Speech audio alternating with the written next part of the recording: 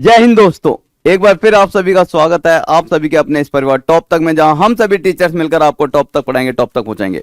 तो आज की इस क्लास में हम डिस्कस करने वाले हैं बहुत ही प्यारा सा एक क्वेश्चन जो कि हमारे पास रेलवे ग्रुप डी में पिछले साल पूछा गया था।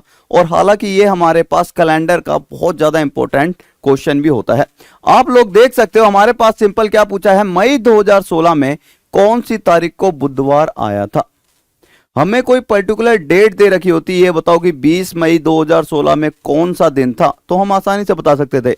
लेकिन हमसे कह रहा है मई 2016 में कौन कौन सी तारीख को बुधवार आया था। तो इसको समझने के लिए हमें इसके पीछे की थोड़ी सी कहानी समझनी पड़ेगी। हालांकि इसमें 99% बच्चे या तो गलती करते हैं या फिर क्वेश्चन को स्किप कर लेते हैं। वीडियो को लास्ट तक जरूर देखना। 2 सेकंड की ट्रिक है, मात्र 2 सेकंड की ट्रिक, और उसके बाद आप एग्जाम में कभी भी गलती नहीं करोगे। इसी पर बेस्ड हमारे जितने भी क्वेश्चन बन सकते हैं सारे के सारे आज की क्लास में इसमें खत्म कर देंगे। जैसा ही क्वेश्चन आपने देख लिया, इसको करने से पहले कुछ चीज समझते हैं। अगर मैं आपसे पूछता सेंचुरी ईयर में मेरे पास कितने विषम दिन या ऑड डेज आते हैं, आप लोगों को पता होगा पहले 100 सालों में हमारे पास 5 ऑड डेज आते हैं, 5 विषम दिन होते हैं। ये अभी याद कर लो क्यों आते हैं, कैसे आते हैं, इसके लिए अलग से वीडियो बना दूंगा। 200 सालों में 3 होते हैं, 300 सालों में 1 ऑड डेज होता है, और 400 सालों में 0। सबसे ज्यादा इंपॉर्टेंट कौन सा है, ये 400 साल वाला। सर जी यही क्यों इंपॉर्टेंट है, ये क्यों नहीं है? ये भी इंपॉर्टेंट है, लेकिन ये इसलिए इंपॉर्टेंट है क्योंकि 400 के बाद 500, 600, 700, 800 जो भी आएगा हम इस 400 से ही रिलेट करेंगे। कैसे? मान लो आपसे मैं पूछ लेता कि 500 सालों में कितने विषम दिन या ऑड डेज हैं, तो मैंने कहा इसे इस तरह से तोड़ लो कि मेरे पास ये 400 के आसपास आ जाए। तो क्या हम इसे 400 प्लस में 100 वर्ष नहीं लिख सकते? बिल्कुल लिख सकते हैं। 400 सालों में कितने ऑड डेज थे? 0।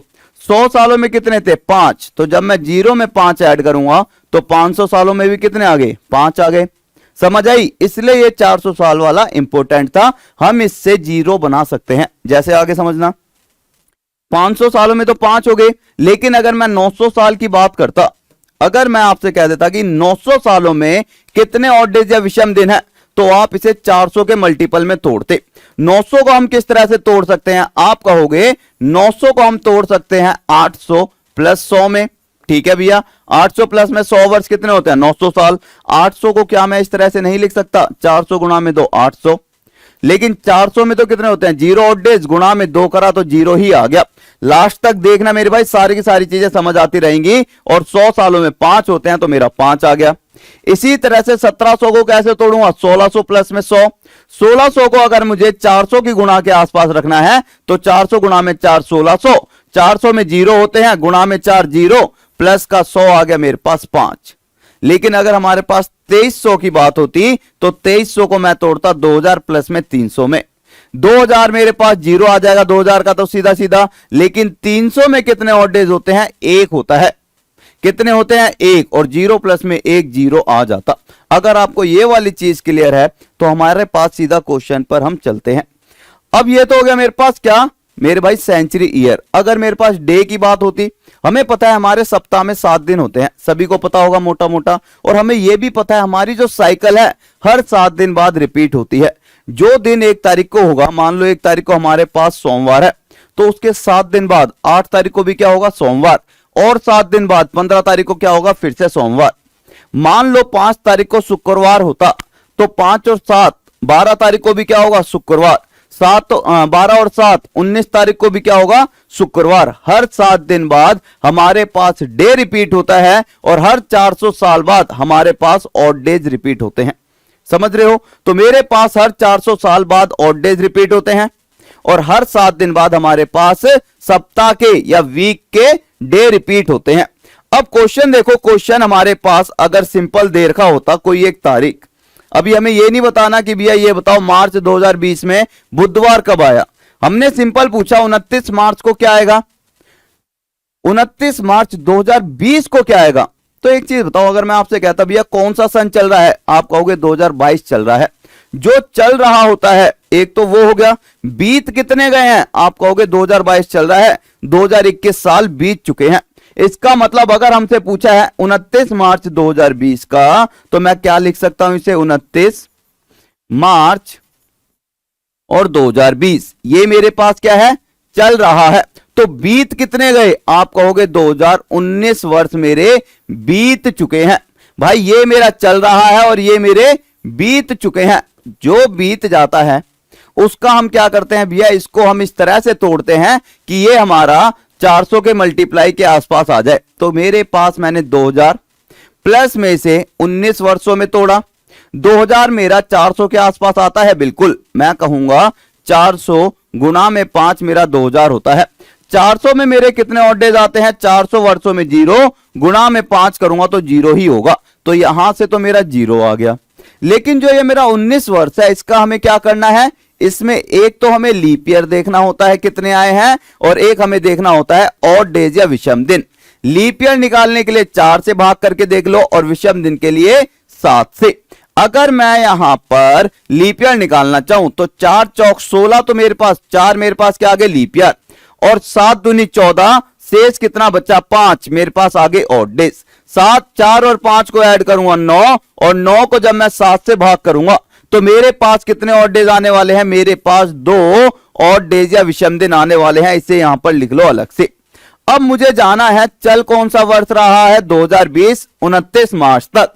भैया कहां से शुरू होता है महीना, महीना मेरा शुरू होता है जनवरी से। जनवरी फरवरी मार्च, जनवरी में कितने दिन होते हैं 31, फरवरी में कितने दिन होते हैं, अगर मेरे पास साधारण वर्ष होता तो फरवरी में होते 28 दिन, लेकिन 2020 क्या है मेरा, 2020 मेरा लीप ईयर है। अगर 2020 मेरा लीप वर्ष है तो फरवरी में होंगे 29 दिन, और मार्च की जो डेट दे रखी है 29 तारीख तक हम जाने वाले हैं। अब क्या करना है, बस ऑड डेज, यहां पर भी हमने ऑड डेज निकाला है विषम दिन, यहां भी हमने ऑड डेज विषम दिन निकाला, तो यहां भी ऑड डेज और विषम दिन ही निकालना है। 7 से भाग करूंगा शेष कितना बचेगा 3, 7 से भाग करूंगा शेष बचेगा 1, 7 से भाग करूंगा शेष बचेगा 1।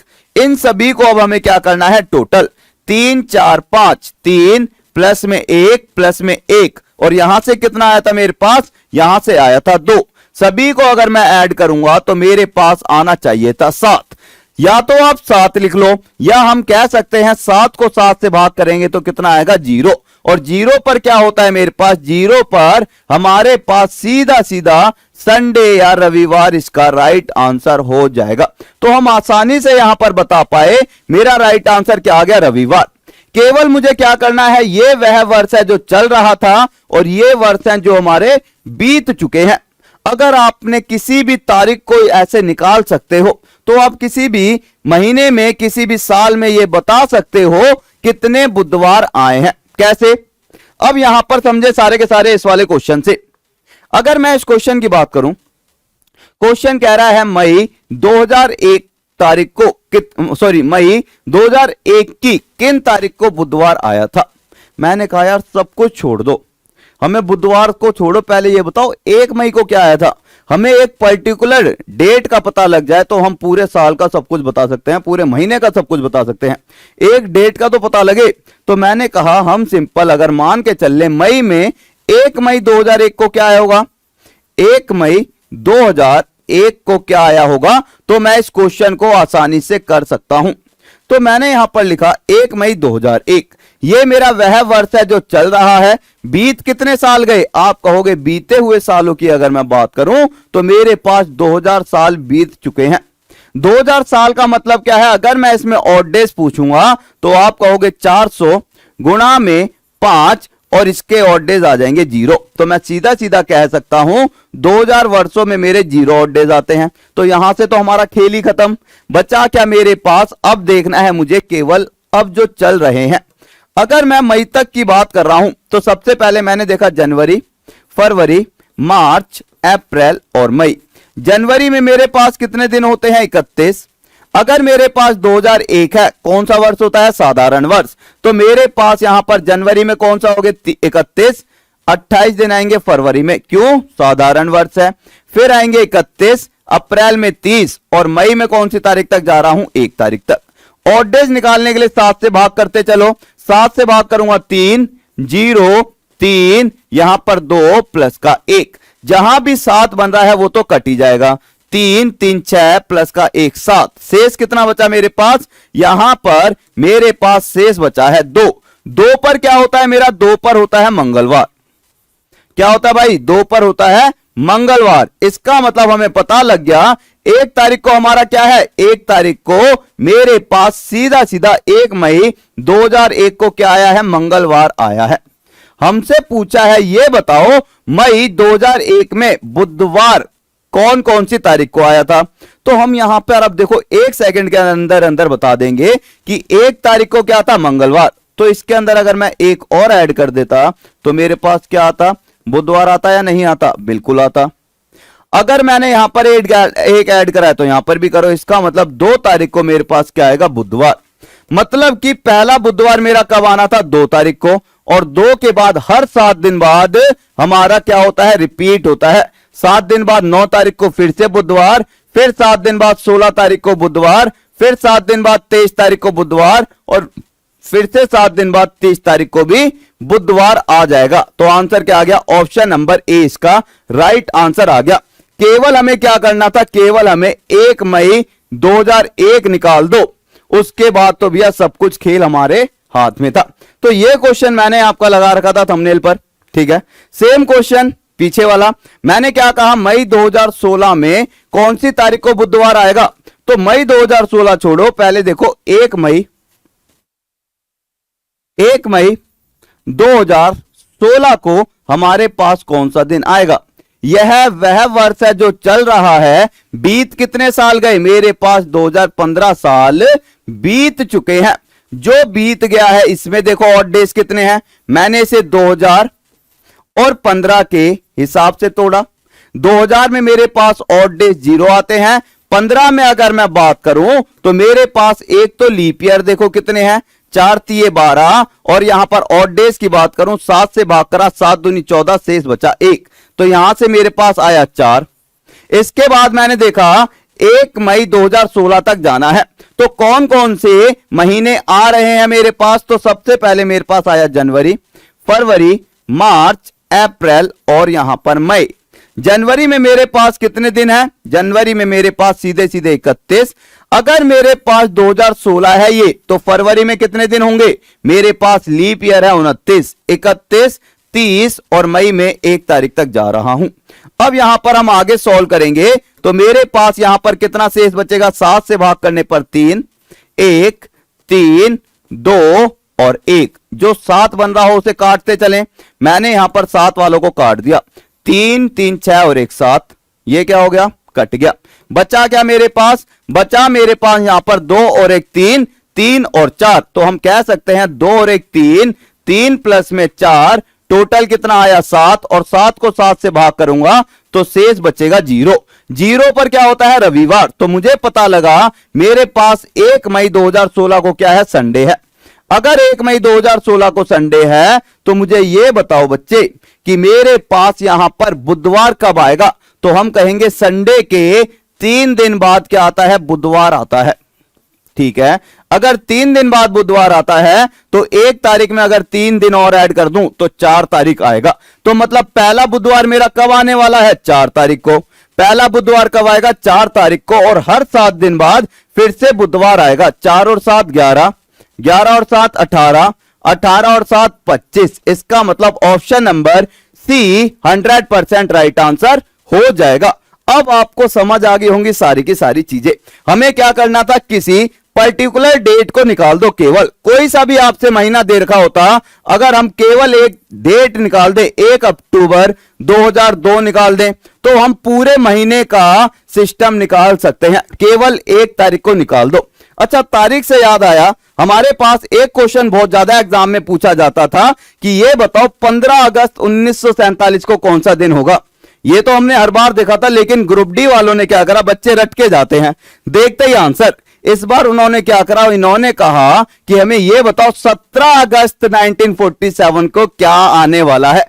अब आप लोग मुझे कमेंट करके बताएंगे सारे के सारे 17 अगस्त 1947 को क्या आएगा, क्योंकि भैया रेलवे ग्रुप डी वाले थोड़ा तो दिमाग लगा रहे हैं, लेकिन थोड़ा सा और लगाते तो इसमें भैया महीने के साथ साथ डेट के साथ साथ महीना भी चेंज करते। अभी आपने रट रखा होगा, हो सकता है आप स्पीड में आंसर दे दो।